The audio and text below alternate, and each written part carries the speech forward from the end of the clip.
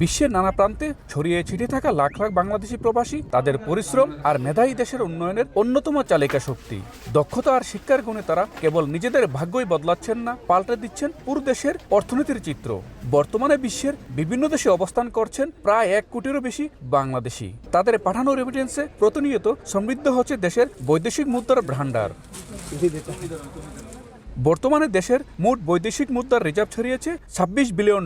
এতে অবদান আছে প্রবাসীদের পাঠানো রেমিটেন্সও। তবে শুধু অর্থনীতি নয়, শিক্ষিত ও দক্ষ এই জনশক্তি বিদেশে গড়ে তুলেছেন বাংলাদেশের একটি সম্মানজনক ভাবমূর্তি। কুয়েতে বর্তমানে প্রায় 3 লাখের মতো প্রবাসী বাংলাদেশি আছেন।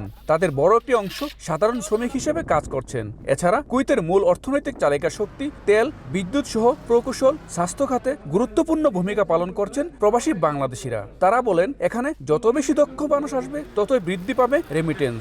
সরকারিভাবে উদ্যোগ নিয়ে যদি ভিসাটা ওপেন করতে পারে প্রফেশনালদের জন্য, ইঞ্জিনিয়ার বা প্রফেশনাল আনার উদ্যোগ নেয়, সেটা আরও ভালো হয়। ড্রাগ কোয়ালিটি কন্ট্রোলে ল্যাব সেক্টরের লোকের দরকার আছে, তারপরে নার্সিংয়ের দরকার আছে, আপনার ফিজিওথেরাপি থেকে সব রকম সাইডে আপনার লোকের দরকার আছে, ফার্মাসিতে তো অবশ্যই আছে।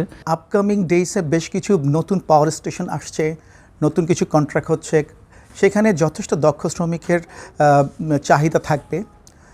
সো ভিসাগত জটিলতার যদি কেটে যায় তাহলে আমি মনে করি বাংলাদেশিদের জন্য শ্রমবাজারে একটা ব্যাপক সাড়া ফেলবে কুয়েতের এই মার্কেটটা।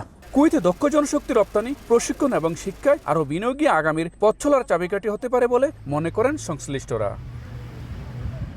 মঈন সুমন, সময় সংবাদ, কুয়েত।